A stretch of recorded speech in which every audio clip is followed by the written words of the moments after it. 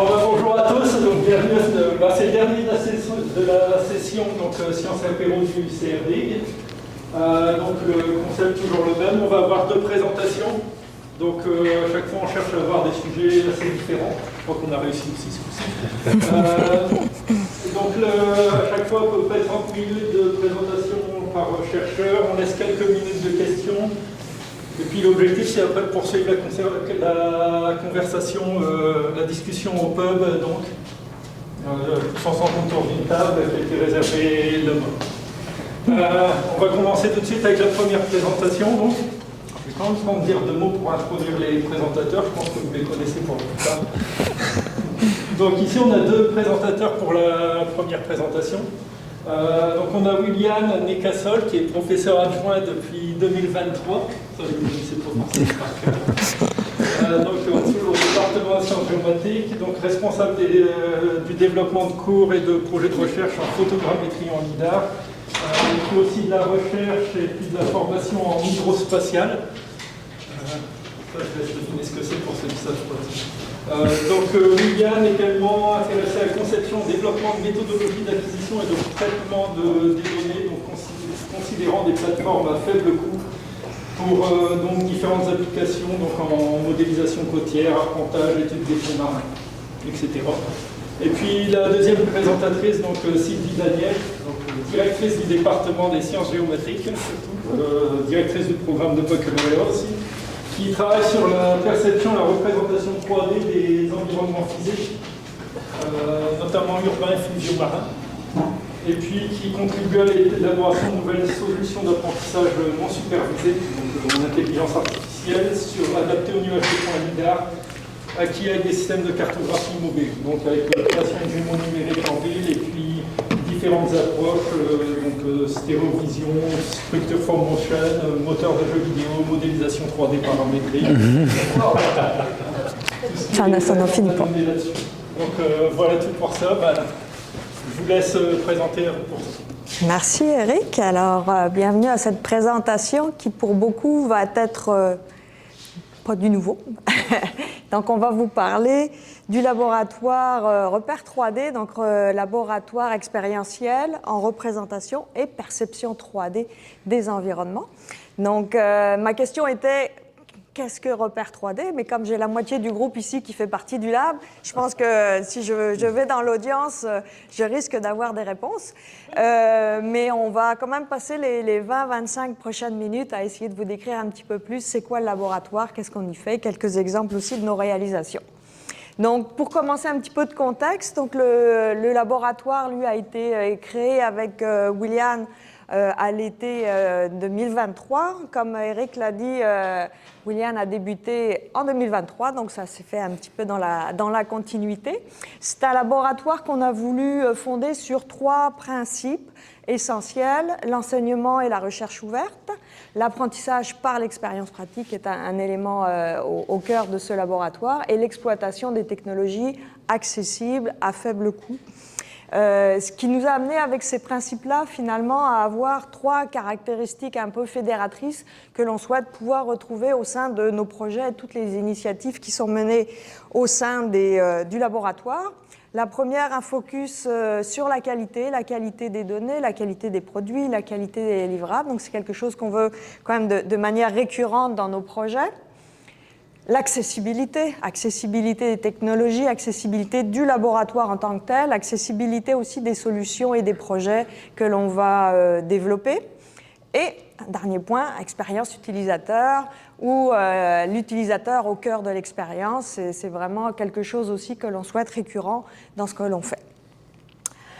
Donc, plus formellement, les objectifs que l'on a souhaité attacher au lab sont premièrement d'offrir des formations hybrides, concrètes, expérientielles en génie géomatique et arpentage. Donc on se veut très proche de la formation au sein du département, des cours, proposer des nouvelles expériences d'apprentissage, des nouveaux contextes d'études qui vont permettre justement aux étudiants d'être plus actifs dans leur apprentissage ou dans la prise en main éventuellement de certaines technologies ou même approches.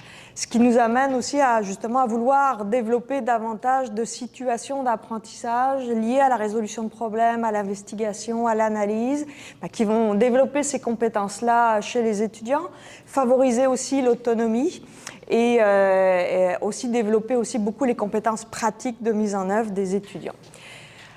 On souhaite aussi proposer davantage de moyens d'acquisition des données en contexte réaliste. On s'est rendu compte aussi que ce soit pour les cours, aussi pour les projets de recherche, on intervient souvent après l'acquisition des données. Les données nous sont fournies, puis on travaille avec. Ça occulte un petit peu certaines problématiques, certains enjeux. Donc le laboratoire est là aussi pour favoriser un petit peu plus ce retour sur la dimension acquisition de données, puis qu'on se l'approprie davantage. On souhaite aussi reproduire en laboratoire des problématiques pour la recherche appliquée. On est au Québec, une majeure partie du temps, les environnements ne sont pas accessibles. Donc on veut pouvoir profiter du laboratoire en tout temps aussi pour développer justement des projets, des contextes de recherche que l'on va par la suite aussi vouloir tester en conditions réelles. Donc l'approche par le laboratoire est un petit peu un passage par un environnement contrôlé, comme je dis, toujours accessible. On développe des solutions, mais on s'assure par la suite quand même que ces solutions, elles fonctionnent en contexte réaliste. Puis le dernier point aussi, on souhaite que le laboratoire soit un espace qui nous permette un petit peu plus de renforcer les liens entre les différentes personnes et intervenants du département, cohorte étudiante, professeurs, chercheurs, responsables de travaux pratiques. Ce qui fait qu'on a une équipe associée au lab actuellement qui est aussi diversifiée. Donc, comme je dis, vous avez la plupart des personnes ici présentes dans la salle. Et donc, on souhaite aussi avoir une diversification des expertises. Actuellement, le lab fait appel ou montre une expertise en géométrie qui est très présente. On a quelques personnes qui ont des expertises un petit peu plus connexes, donc en expérience utilisateur ou en génie électrique, mais c'est quelque chose qu'on va vouloir aussi développer pour aller renforcer cette inter- ou multidisciplinarité. On s'appuie sur des infrastructures, des équipements au sein du laboratoire. Notre principale infrastructure représentée ici, c'est un environnement urbain miniaturisé, géoréférencé. Donc, il est bâti sur l'infrastructure de Ducktown. Ducktown, ce sont ces tuiles noires avec la représentation un petit peu d'un environnement routier. Puis c'est un environnement que nous, on a beaucoup bonifié pour essayer de se rapprocher davantage d'un environnement urbain classique qu'on va retrouver dans nos projets en géomatique, géospatiale. Donc on l'a bonifié de maisons, de fils électriques, il y a de la végétation, on a même une petite falaise. Puis on essaye le plus possible de ramener justement ces éléments que l'on côtoie le plus souvent dans des contextes urbains, puis dans les données géospatiales avec lesquelles on travaille. Au niveau des équipements, là aussi, on a une diversité d'équipements. Tous sont des équipements que l'on considère à bas coût, donc accessibles au niveau de l'achat et puis même de l'utilisation. Donc on a une flotte de drones qui est assez diversifiée, puis étendue, avec entre autres des drones qu'on est capable même de faire voler au sein du laboratoire à l'intérieur. On a aussi ce qu'on appelle des duckybots, donc des petits robots autonomes qui vont rouler sur le réseau routier et qui sont associés à l'infrastructure de Ducktown. On a des caméras intelligentes. On a même aussi développé nos propres solutions ici de drones de surface que William va vous présenter tout à l'heure. Donc tout ça rejoint un petit peu l'idée justement d'avoir un certain nombre de technologies diversifiées et accessibles. Donc si on voit quelques exemples de projets et de réalisations que l'on a menés jusqu'à présent, donc un premier exemple est lié ici vraiment au développement de solutions d'apprentissage et pour l'enseignement. Donc c'est un projet qu'on a mené l'année passée dans le cadre d'un financement PIP, donc innovation pédagogique. On souhaitait développer des cadres ou un cadre d'exercice pour deux cours. Le cours de photogrammétrie que donne William, notamment au premier cycle, mais il est multicycle, je pense. Oui, multicycle. Puis mon cours à option ici, qui est un cours de conception d'application de traitement d'images géospatiales, c'est du développement de traitement d'images par programmation. Donc, on a entre autres élaboré 3 procédures en langage Python au sein d'environnements de type Calpa, Jupyter Notebook. Et donc, ces procédures-là permettent de réaliser la calibration de caméra, le redressement des images ensuite acquises avec les paramètres calculés, et par la suite la création d'une mosaïque d'images géoréférencées, plutôt redressées. On va aller vers le géoréférencement après. Donc, comment ça fonctionne? On a, comme on l'a vu, différents capteurs. Donc, notre objectif était d'avoir aussi des procédures qui fonctionnent avec nos différents capteurs de manière indifférenciée. Donc, ici, c'est l'exemple avec le DuckyBot, mais l'idée, c'est de pouvoir acquérir des images avec l'ensemble de ces capteurs. Donc, le principe de la calibration, c'est de présenter un damier devant la caméra, puis de récupérer des images qui nous présentent différentes configurations de présentation justement du damier devant la caméra.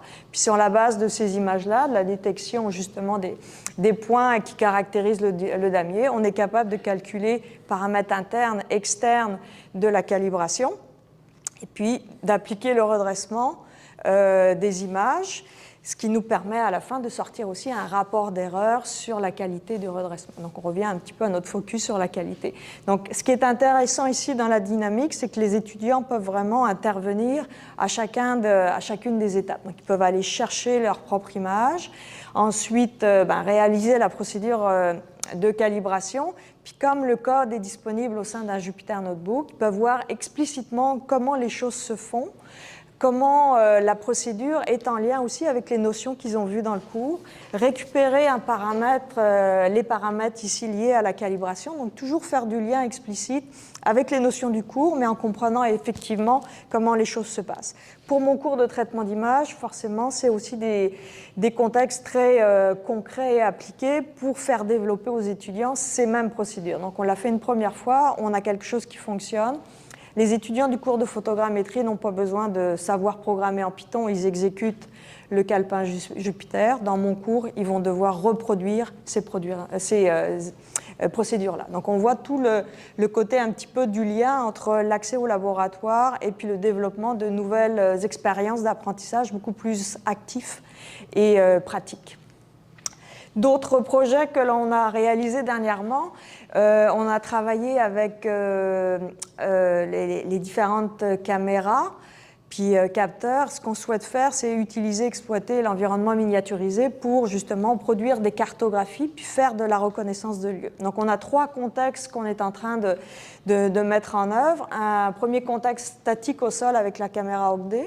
Un deuxième qu'on va avoir comme représentatif d'une vue aérienne, donc on va voir la caméra plus avec une vue du dessus.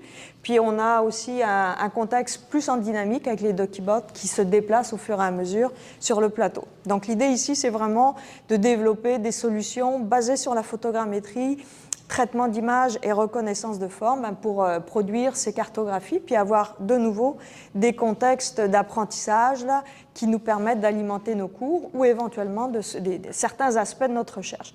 Ce qui est intéressant aussi, c'est qu'on est dans un environnement avec un certain nombre de contraintes. Ça, c'est très bon pour développer les aspects de conception dans nos programmes.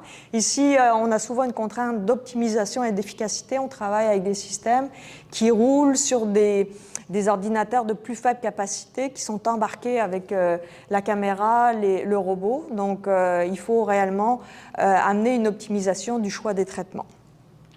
Donc, on a un exemple ici avec le développement d'une solution de traitement d'image qui est embarquée dans le DuckyBot. Le bot doit se déplacer sur la route.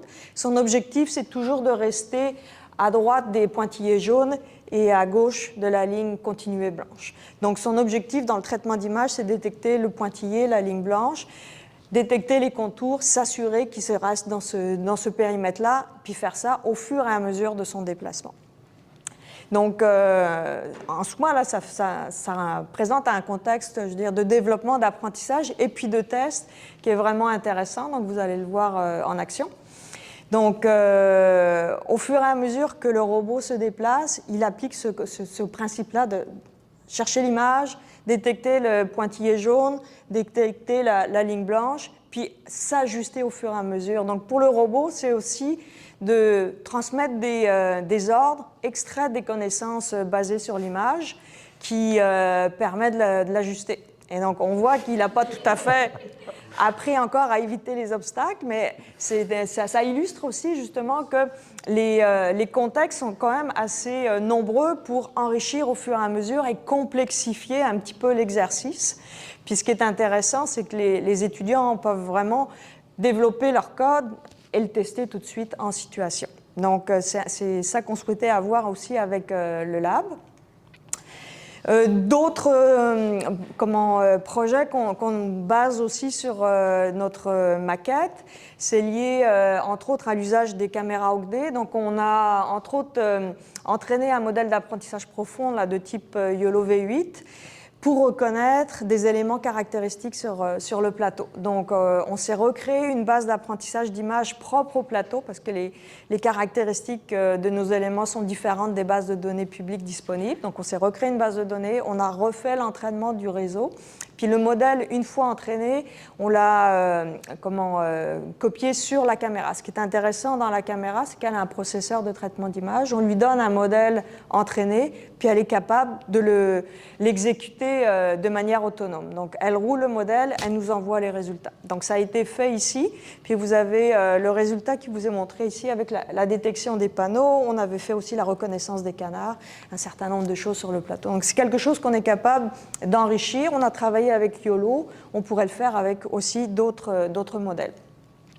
Donc tout ça s'exécute en temps réel, donc on revient un petit peu aussi avec cet enjeu d'optimisation. Puis la prochaine étape pour nous, c'est aussi de le faire fonctionner avec un Raspberry Pi. Donc actuellement, on roule le modèle et le code à partir d'un portable. Ce que l'on souhaite, c'est de connecter la caméra à un Raspberry Pi, d'avoir un ensemble autonome, justement, qu'on va être capable de positionner un petit peu plus en hauteur pour simuler l'acquisition comme un drone le ferait ou une vue aérienne, et donc de faire de la cartographie depuis cette plateforme-là. Plateforme dont on connaîtra position et orientation. Donc ça amène aussi des éléments, je dirais, photogrammétriques qui sont intéressants après pour les cours ou la recherche.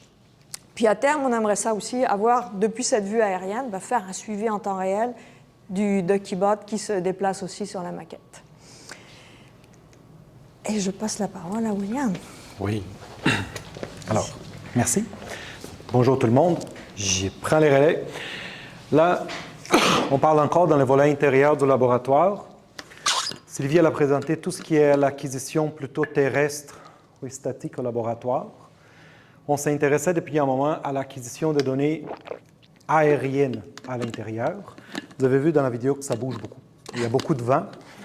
Jusqu'au très récemment, on faisait l'acquisition avec un Mini 3. Je reviendrai avec son histoire un peu plus tard.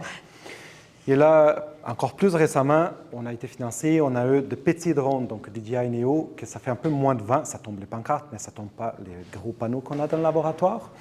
Ce qui nous a permis alors de penser à des activités pour initier nos étudiants à l'acquisition du pilotage des drones à l'intérieur. Donc, on revient à l'expérience des étudiants pour l'acquisition en soi.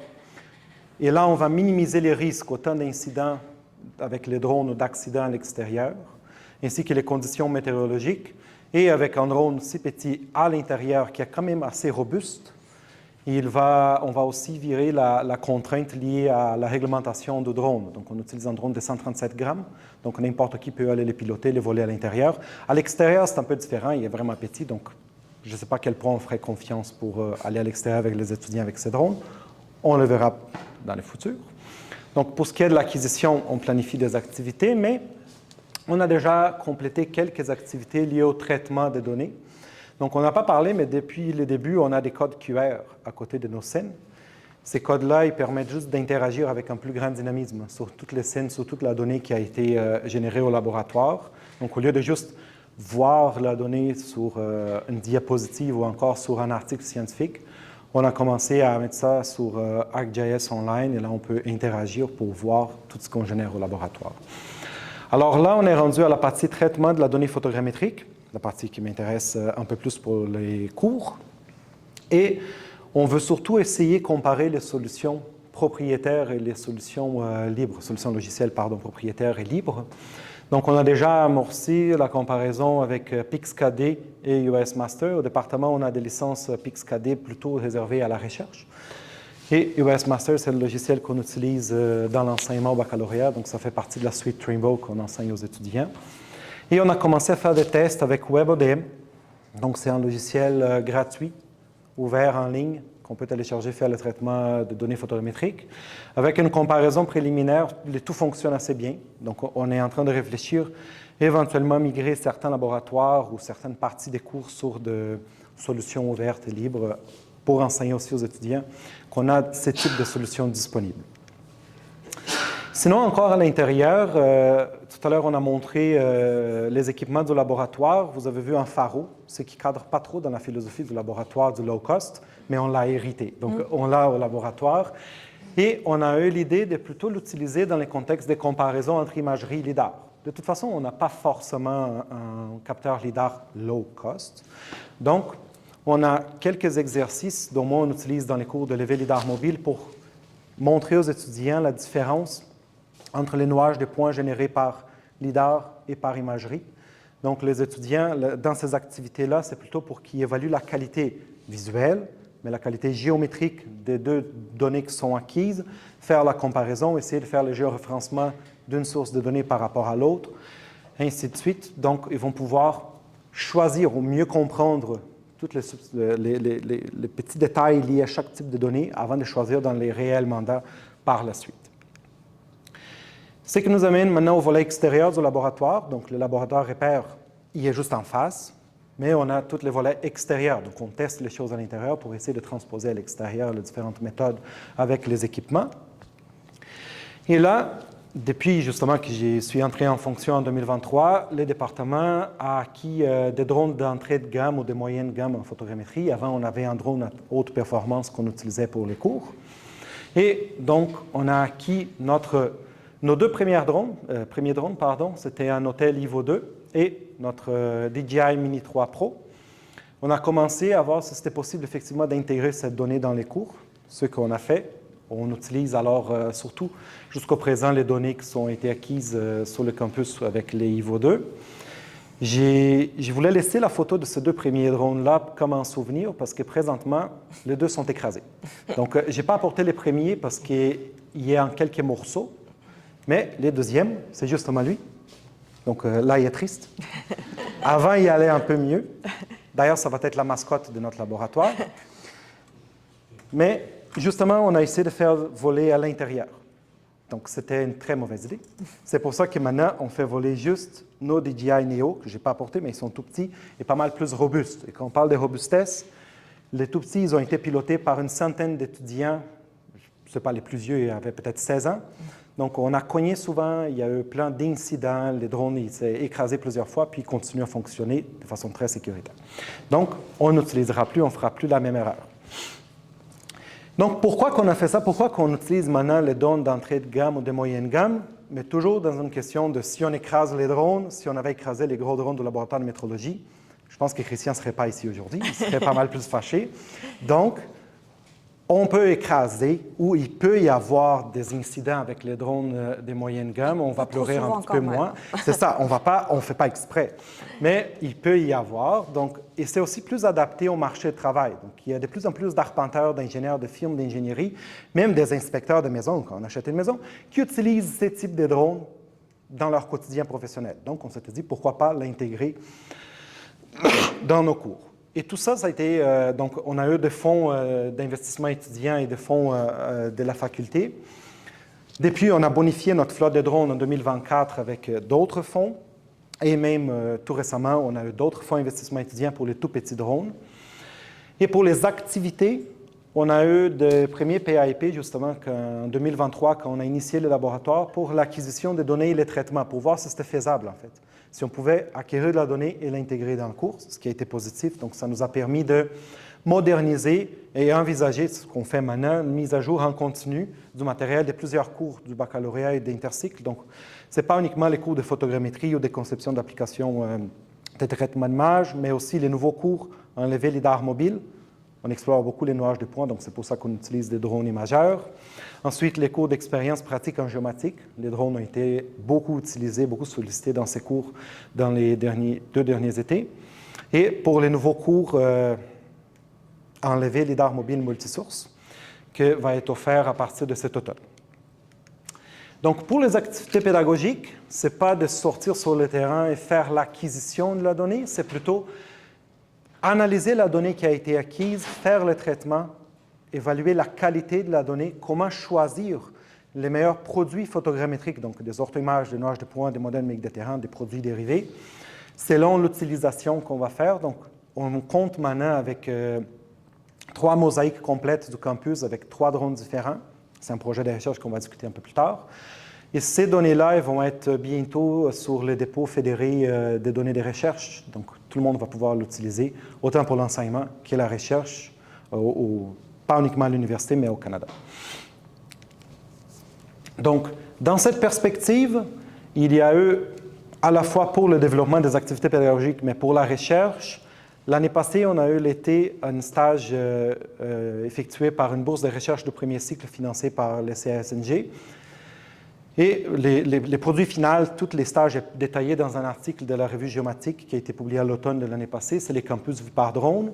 Donc, l'objectif n'était pas juste de voler sur les campus et avoir de jolis nuages de points, c'était plutôt de comparer 3 solutions drone. Donc, un drone à très haute performance, donc les micro-drones du laboratoire de métrologie, un drone de moyenne gamme un peu plus performant, les Mavic 3 de DJI, et ensuite les hôtels niveau 2 qu'on comptait depuis un an dans nos opérations. Donc, les résultats sont assez intéressants. On a pu faire une analyse non seulement de l'incertitude de la qualité de la donnée, mais aussi de la performance de la plateforme et des produits qui ont été générés à la fin. Et là, c'est une petite blague que j'ai fait souvent avec les étudiants. Il y a un drone dans l'image. Non, tu ne l'as pas vu, c'est faux. Toi, tu l'as déjà vu. Donc, sur le terrain, ça, c'est une des raisons de pourquoi on a fondé le laboratoire. Du coup, que les drones d'école, il peut sembler quand même gros, les autres sont encore plus gros, les micro-drones, il est immense. Mais quand il est à 120 mètres d'auteur, à 800 mètres de nous, c'est pas mal ça qu'on voit. Donc, ça devient très difficile de trouver les drones. Envoyer un drone dans l'air avec des étudiants, sur les campus où on est dans un contexte d'opération avancée et on a besoin de certifications spéciales, on trouvait que ce n'était pas une bonne idée. Donc, voilà la pertinence d'avoir des petits drones pas chers pour le pilotage à l'intérieur. Et voilà les drones. Donc, il est tout petit là. Donc, il va falloir que je change maintenant la figure pour les prochaines présentations. Ah oui, c'est vrai. Je vais juste mettre un miroir ouvert le bas, mais oui, c'est une bonne idée. Donc, pour poursuivre, donc, on a produit différents produits, on a généré plutôt différents produits photogrammétriques du campus. On peut tout aller voir ça encore une fois en ligne. On a des nuages de points et des orthomosaïques. Et à la fin, on a pu comparer aussi la densité, la résolution du tout. Donc, on a des produits sur tous les campus de l'université avec une densité, une résolution entre 1,2 cm et 3,5 cm. Donc, c'est un produit à très haute résolution et densité. Sinon, pour ce qui est du drone, effectivement, pour les prochaines perspectives, autant pour l'enseignement que pour la recherche au laboratoire, on vise continuer, donc non pas arrêter sur la génération des orthoimages de nuages de points, mais faire des modèles 3D du campus. Donc, on va essayer de mettre en place cet été avec les services drones et des étudiants qui vont collaborer avec nous. Et ensuite, on aimerait faire la cartographie du campus en mode spectral, puisque maintenant on compte avec un drone de moyenne gamme avec des capteurs en infrarouge et en Red Edge. Donc, encore une fois, ce n'est pas pour s'amuser, c'est pour différents laboratoires, pour différents cours. Je n'ai pas mentionné, mais dans des cours de télédétection, certainement, on pourrait aussi utiliser ces données-là. Pour la recherche, donc pour plusieurs personnes qui ont besoin de la donnée, mais n'ont pas forcément ni les capteurs, ni l'expertise pour les générer. Et ultimement, ça pourrait être utile aussi pour la gestion du campus, donc pour les services des immeubles ou même pour n'importe qui s'y intéresse. Sinon, pour ce qui est de la recherche qui est supportée par les laboratoires, il y a un projet qui est en cours depuis que le laboratoire a été fondé. Donc, c'est avec lui qu'on a fait une 50aine de vols avec l'hôtel niveau 2. C'est pour la modélisation du littoral du Saint-Laurent. Ce n'est pas forcément ça le nom du projet, parce que le projet est beaucoup plus large et on va plutôt parler de la délimitation de la ligne des hautes eaux ou encore de la limite du littoral. Mais l'idée, ce qui est intéressant pour le laboratoire, c'est qu'on utilise un drone d'entrée de gamme pour aller faire la délimitation du territoire, donc pour l'utilisation des données où on a besoin d'une haute précision ou une grande qualité de la donnée. On a aussi utilisé des approches morphométriques pour essayer de rendre le tout systématique et rigoureux, mais bon, tout ça, c'est toute une autre histoire. Sinon, on a un autre projet qu'on mène au sein du laboratoire, encore une fois, depuis que je suis là et que le laboratoire a été fondé, que c'est le suivi, ou plutôt on essaye de voir s'il y a une érosion côtière au site quartier Roberval. Il y a une érosion, c'est juste qu'on ne sait pas quel est les degrés ou quelle est la vitesse. Donc, on a mis en place, on fait 2 levées par année avec nos drones à moyenne gamme. On met en place présentement une méthodologie pour faire les suivis, pour essayer de faire la délimitation justement de la falaise du site quartier Roberval, pour voir la vitesse de l'érosion de ce site. Donc, pourquoi le site quartier Roberval? Parce que c'est le premier fort francophone en Amérique du Nord. Donc, c'est assez intéressant, mais on a choisi un pas très bon endroit pour les construire. Donc, souvent, les gens ils vont chercher des artefacts en bas de la côte de la falaise. Donc, maintenant, ils veulent juste savoir à quelle vitesse la falaise s'érode pour les rescaper en haut au lieu d'aller les retrouver en bas en morceaux. Sinon, pour ce qui est de l'hydrospatial, on a développé notre propre drone, c'est l'Océan Repère. Pourquoi Océan Repère? Parce que la première version, donc c'est lui en haut et lui en bas, a été financée par Groupe Océan au début du laboratoire. C'était juste une preuve de concept avec un prototype. Ça a bien fonctionné et maintenant, le projet a suivi son financement avec les services géographiques du Canada pour la production d'un drone à faible coût, qu'on va pouvoir donc faire un drone à soi-même ou un drone IKEA. On va publier la recette des gâteaux sur le site et n'importe qui veut faire son propre drone. Si vous avez d'ailleurs 3 000 à 4 000 $, vous voulez faire votre drone la fin de semaine, on va publier bientôt la recette de comment le faire. Et pourquoi? Parce qu'au Québec, au Canada, on a beaucoup de lacs, on a beaucoup de corps d'eau qui n'ont jamais été cartographiés, comme c'était le cas du lac de l'Aqueduc proche de Québec. On ne savait pas la profondeur et c'est devenu notre site de test. Donc, c'est un peu ça l'utilisation, c'est au lieu d'avoir des grandes embarcations qui ne peuvent pas aller sur ce type de lac, ou avoir un expert, un arpenteur, n'importe qui, mais là, le laboratoire offre une potentielle solution à très faible coût pour faire ce type de cartographie. Et on continue le développement cet été avec des étudiants qui vont tester, en fait, la cartographie et la systématisation de génération de produits avec une perspective d'intégration d'autres capteurs comme des caméras ou des lidars au-delà du sondeur monofaisceau. Donc, comme conclusion et perspective, dans le laboratoire, il y a effectivement un endroit innovant pour un enseignement actif. Donc, on veut de l'expérience, on veut donner de l'expérience aux étudiants, autant au baccalauréat en sciences, plutôt montrer où les 2 baccalauréats se joignent dans ce qui concerne l'acquisition de la donnée ou la technologie. Les laboratoires aussi, ils soutiennent la recherche avec une démarche surtout concernant les capteurs à faible coût, donc tout ce qui est la technologie accessible. On est dans un endroit donc sécuritaire, adapté pour faire ce type de tests au sein de l'université. Et on a déjà vu un intérêt donc, des milieux de pratique, donc les différentes entreprises ou encore des ministères, avoir en fait un intérêt pour ce qui est développé au laboratoire, c'est qui renforce la pertinence de ce qu'on développe.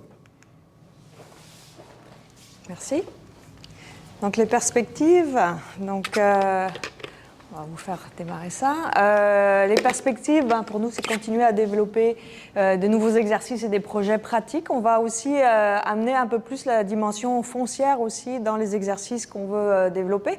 On a d'ailleurs un dernier élément qui vient d'arriver sur le plateau, qui est un immeuble à condo ici, et donc qui nous permet d'aller chercher un petit peu plus de contexte aussi pour le cadastre 3D, avec à l'intérieur même de l'immeuble, un lot avec un appartement meublé, à louer, disponible, pas cher, donc où on souhaite à nouveau avoir des contextes justement, toujours pareil, des contextes réalistes là, qui vont amener des situations d'apprentissage intéressantes et interactives pour les étudiants. Un autre aspect aussi qui vient pour nous, c'est le renforcement aussi de l'enseignement ouvert. On va être entre autres présent à la conférence SEDGES au mois de juin à Vancouver, qui rassemble justement beaucoup tout ce qui est personnel, enseignants, éducateurs, qui touche au domaine de la géomatique, aussi bien au Canada qu'aux États-Unis. Donc c'est une occasion au travers de cet événement-là aussi de partager des exercices, des bonnes pratiques, des façons de faire. Donc on va avoir la chance d'avoir un représentant pour venir présenter un petit peu nos réalisations au lab et donc renforcer aussi justement notre capacité à partager ce que l'on sait faire. On veut renforcer la dimension données ouvertes. William l'a dit, on commence déjà à partager par des codes QR. Certaines données vont être rendues disponibles justement sur un dépôt fédéré, c'est vraiment ce qu'on souhaite. Là, on collecte énormément de données. On souhaite pouvoir rendre cette donnée-là disponible au travers aussi d'une infrastructure sécurisée qui n'est pas trop exigeante non plus à manipuler, aussi bien pour nous que pour les utilisateurs. Puis on veut continuer à développer, amplifier un petit peu plus justement les projets qui vont tirer profit de nos différentes technologies, nos différents capteurs. Donc plus de projets où on va intégrer justement différentes sources de données en même temps, puis amener aussi la dimension multitemporelle, le fait qu'on ait nos propres capteurs, nos propres acquisitions nous permettent, nous, de revenir à fréquence régulière sur certains lieux qui nous amènent justement à faire davantage de suivi multitemporel de ce qui se passe sur ces lieux. Donc, je pense que ça conclut notre présentation. Si vous voulez en savoir plus, n'hésitez pas à nous contacter. Si vous voulez aller voir le lab, il est juste en diagonale de la salle ici. Merci.